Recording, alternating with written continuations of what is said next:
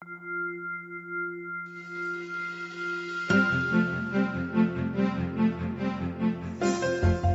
all want to live a happy, productive life, but sometimes we just need a little help. Our Coach On Call experts provide strategies to help you live your best life now. Joining me today is Linda Mitchell, a certified transition coach, reinvention expert, and speaker who empowers people that are stuck, overwhelmed, or ready for change to release the struggle, gain clarity, and evolve to their highest purpose as they move through life's challenges and transitions. Linda is here today to discuss how our issues land in our tissues. Welcome, Linda. Thanks for joining us. Thanks, Joan. It's always a pleasure to be here. So, Linda, I love this topic. In past segments, you've touched upon how our issues land in our tissues. Can you explain more about this for us? Yeah, sure. Joan, our physical bodies are an outward representation of our inner landscape. And by inner landscape, I mean the thoughts, feelings, beliefs, and emotions that we hold inside. Unresolved emotions and issues land in our tissues. If we never fully resolve a trauma, maybe never forgive a past hurt, or deal with a difficult situation or relationship, if we're sweeping things under the rug, eventually they're going to land in our body tissues. What are a few examples of where different emotional issues and traumas actually land in our physical body? Well, let's take a look at the neck first. The neck reflects lack of choice. When we feel out of control, when we feel like others are controlling us, or if we have a strong desire to always be in control, it's the neck that becomes stiff, rigid, painful, or tense. And how about the shoulders? People who are constantly under pressure or overburdened with responsibility and obligations often have boulders in their shoulders, right? So those who are fixated with everything they must do and should do will usually have shoulder issues. Over time, the shoulders feel like they're holding the weight of the world. And so, Joan, if you look at how we spell the word shoulder, it starts with should, S-H-O-U-L-D. We're shoulding on ourselves. Stop shoulding on yourself and your shoulders will feel better. And to take it a step further, the left and right shoulders hold different issues. Show me a person who has chronic left shoulder issues, and I'll show you a person who believes they rarely get what they want. Those who tend toward perfectionism and must have structure and order all the time often have right shoulder issues. Now, another big area where issues land is our low backs.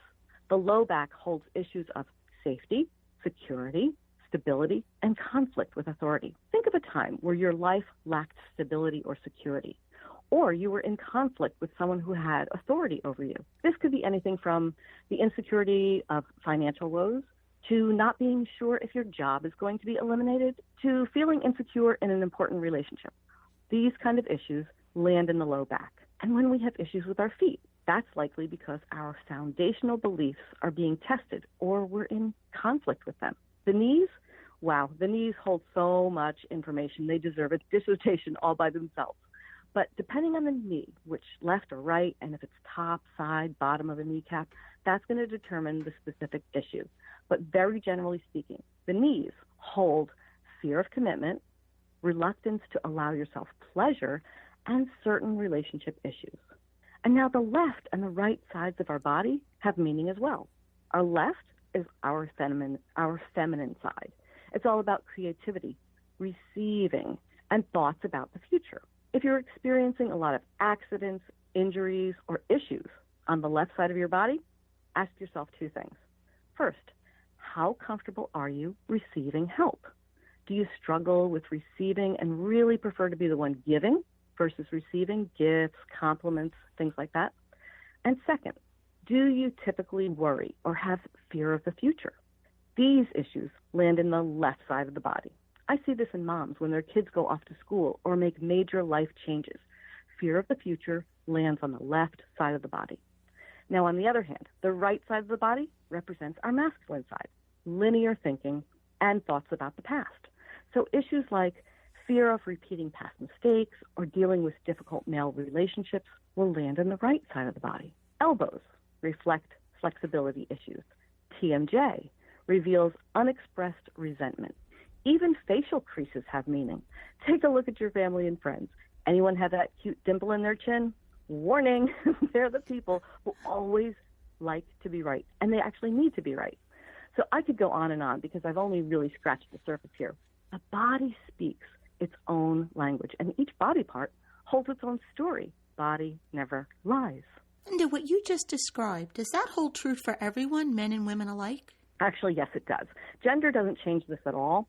But interestingly enough, family of origin and the roles parents played can switch things up a bit. So what can we do in order to feel healthy and hopeful?